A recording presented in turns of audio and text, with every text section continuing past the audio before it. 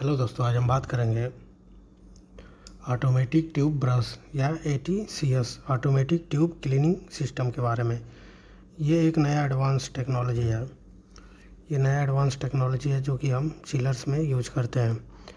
ये क्या होता है कि जैसे कूलिंग टावर में कूलिंग वाटर जो होता है, कूलिंग टावर से जो कूलिंग वाटर आता है कंडेंसर में, तो उसमें कार्बोनेट्स होते हैं। उस कार्बोनेट्स की वजह से जो कंडेंसर का ट्यूब होता है उसमें स्केल आ जाता है।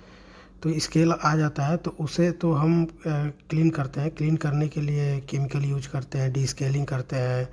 उसके लिए हमें क्या है कि सिस्टम को शट डाउन करना पड़ता है। ट्यूब के वियर और टियर होने के चांसेस होते हैं।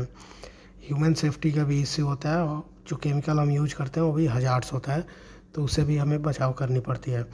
तो ये तो ओल्ड प्रोसेस हो गया जिसमें डीस्केलिंग होती थी। ये अभी एक नया सिस्टम आ गया, ऑटोमेटिक ट्यूब क्लीनिंग सिस्टम या ऑटोमेटिक ट्यूब ब्रशिंग सिस्टम।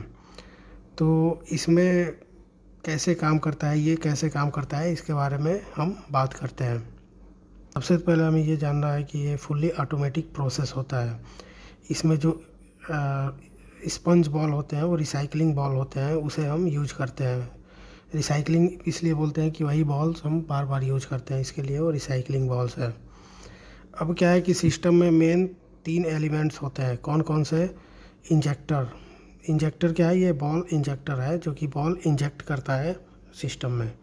दूसरा होता है बॉल ट्रैप और बॉल कलेक्टर, ये बॉल्स को कलेक्ट करता है एक जगह पे और इकट्ठा करता है बॉल्स को।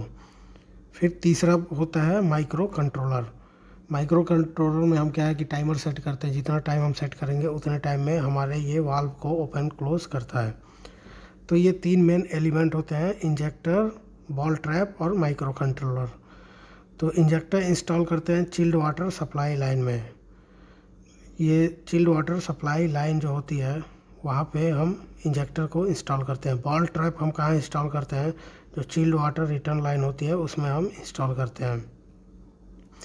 फिर बॉल ट्रैप और इंजेक्टर एक पाइप से आपस में कनेक्टेड होते हैं, जिससे कि जो बॉल ट्रैप होता है वहाँ पे बॉल्स कलेक्ट होके फिर इंजेक्टर में आए और वहाँ पे इकट्ठा रहे, जिससे कि फिर हमें अगेन प्रोसेस करना होगा तो ये इंजेक्टर से फिर से ट्यूब में जा सके।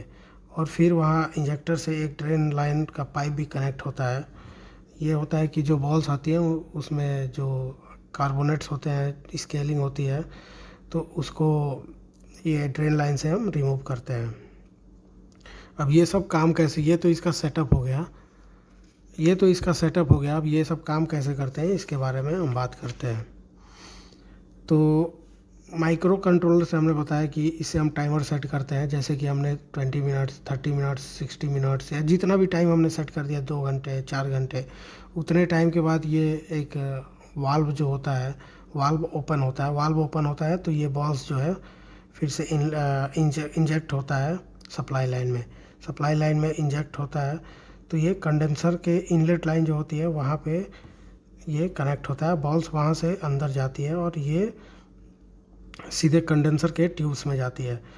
क्योंकि क्या है कि ये कंडेंसर जो होता है सप्लाई लाइन का पानी सक करता है, तो इसलिए हम वहाँ पे इंजेक्ट करते हैं, जिससे कि बहुत आसानी से ये इसके कंडेंसर के ट्यूब्स में चली जाए।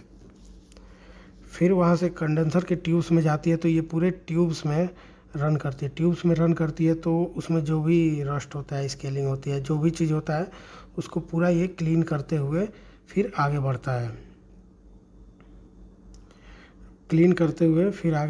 तो फिर जब ये बॉल्स क्लीन कर लेता है तो कंडेंसर से जो चिल्ड वाटर रिटर्न लाइन होती है, रिटर्न लाइन में ये एग्जिट होता है।